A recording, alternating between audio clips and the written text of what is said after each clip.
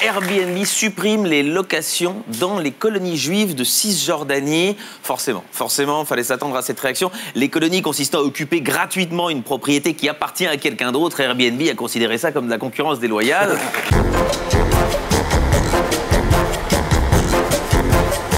Et maintenant, c'est l'heure des infos de Viso.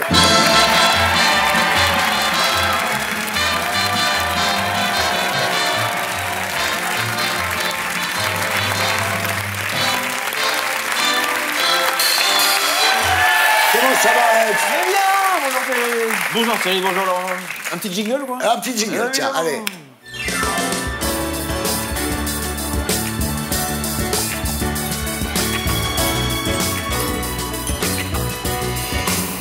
C'est parti, on commence par cette info qui fait froid dans le dos. Des terroristes projetaient de commettre un attentat samedi dernier pendant la manifestation des Gilets jaunes.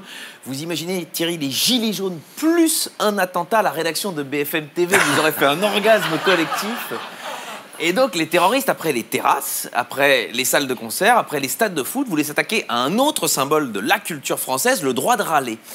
Alors apparemment, leur objectif, c'était de foncer en voiture dans des groupes de manifestants, et ils se sont rendus compte qu'en fait les Français y arrivaient très très bien tout seuls.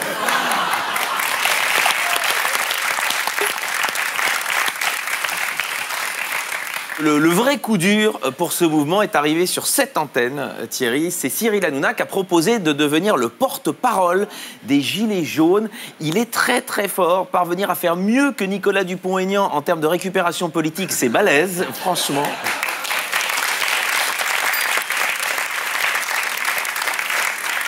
Et on a également appris ceci, des Gilets jaunes affirment que des gens ont mis du laxatif dans les soupes et les cafés qu'on leur a apportés. Est-ce que c'est une première blague de leur nouveau porte-parole? Peut-être, mais en même temps, le laxatif, c'est vrai que ça aide à fluidifier le trafic, donc c'était une bonne idée.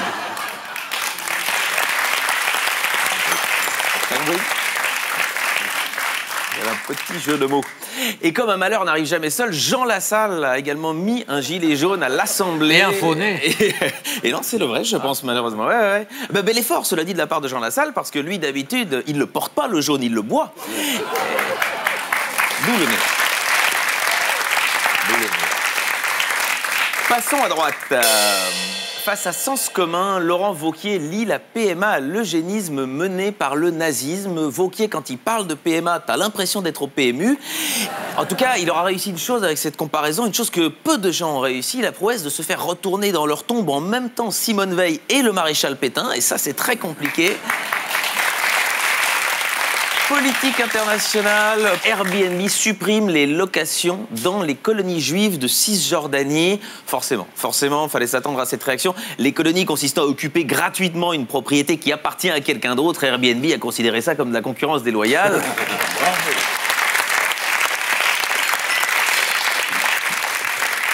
Grosse page judiciaire. Carlos Ghosn, le PDG de Renault-Nissan, a été arrêté au Japon pour fraude fiscale, la racaille. La France souffre de cette racaille, mais c'est bien fait pour lui. Il fallait que quelqu'un paye un jour pour cette Renault Fuego qui est dégueulasse.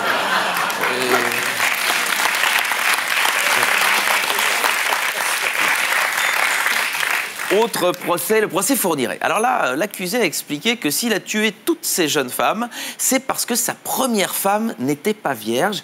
Heureusement qu'au temps de Jésus, Joseph n'a pas réagi de la même façon parce que les débuts du christianisme auraient été un sacré carnage.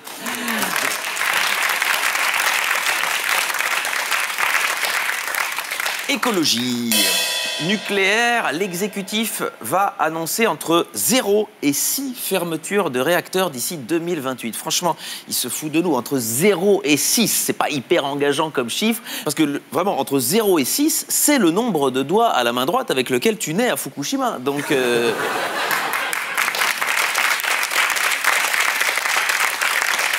Média. Miss France 2019, pour la première fois, c'est un jury 100% féminin qui va décider. Ok, pas mal, mais vu le temps que mettent les femmes pour choisir une paire de chaussures, Miss France 2019, vers 2022, on aura le nom. Ouh. Je m'attendais à votre réaction. Sport. Un joueur de fléchettes accuse son adversaire d'avoir pété pour le déconcentrer. C'est véridique. C'était un match hyper important en plus. Apparemment, un match très serré. Enfin, plus serré que les fesses des deux joueurs. Allez, les brèves. Australie. Le décès d'un nageur probablement victime d'une raie. La dernière fois qu'une raie a tué, c'était en 2011 et c'était la carrière politique de Dominique Strauss-Kahn.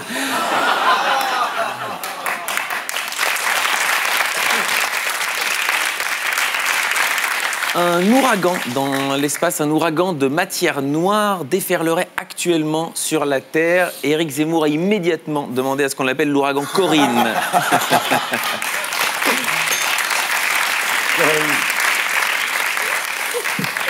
Un touriste américain tué par les flèches d'une tribu qui s'attaque à quiconque pose le pied sur son île. On ne le dira jamais assez, c'est dangereux la Corse. Et enfin, cette étude, les égoïstes gagneraient moins d'argent que les personnes généreuses. Va-t-on expliquer ça à Carlos Ghosn? Non, rigolez pas le public, c'est intéressant pour vous. Parce qu'il va falloir arrêter de regarder votre nombril comme ça. Si vous étiez généreux, hein, vous seriez pas là, vous seriez ici, avec les gens riches comme nous. Voilà, voilà. Bande d'égoïstes. J'ai un nouvel instrument. Ah ouais. La culture.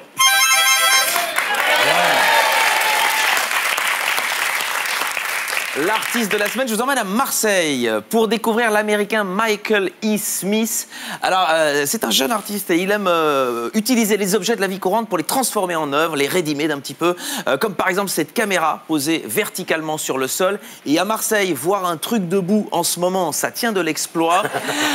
Alors, quand on voit l'œuvre d'en haut, c'est assez rigolo. On constate qu'il y a une pomme de terre dans l'objectif. Voilà, sans doute une caméra empruntée au plateau des Terriens du samedi, puisque nous recevons tout le gratin. Hein, ici, Thierry. Oui. Petite blague pour vous flatter. Autre œuvre, une table retournée sur un poisson. Alors certains diront c'est de la daube, peut-être, je ne connais pas la marque du poisson. Et une œuvre intéressante. Alors là, ça j'aime bien. Certains, les gens de gauche se demandent mais qu'a voulu dire l'artiste par cette œuvre rouge vive, tandis que les gens de droite se disent mais pourquoi diable a-t-il exposé la parka de Laurent Wauquiez comme ça? Dans la même veine, ce bel hommage à François Fillon qui lui aussi avait essayé de nous enfumer avec ses costumes.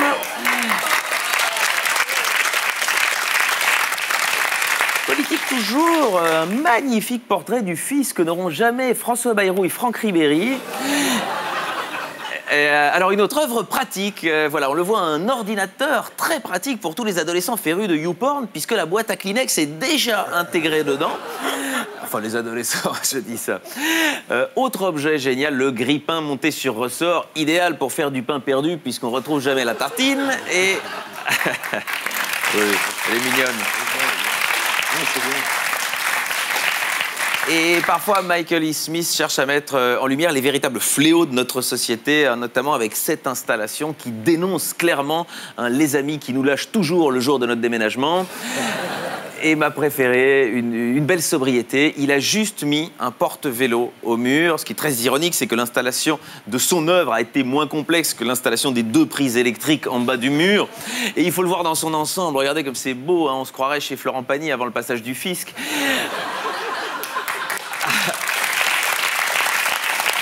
Allez donc à Marseille voir Michael E. Smith, parce que là, c'est comme la politique. C'est pas parce qu'on n'y comprend rien qu'on peut pas en parler. Voilà, c'était Alex Vizorek. Et pour être sûr de ne rien rater de Inarditube, abonnez-vous et mettez un pouce bleu.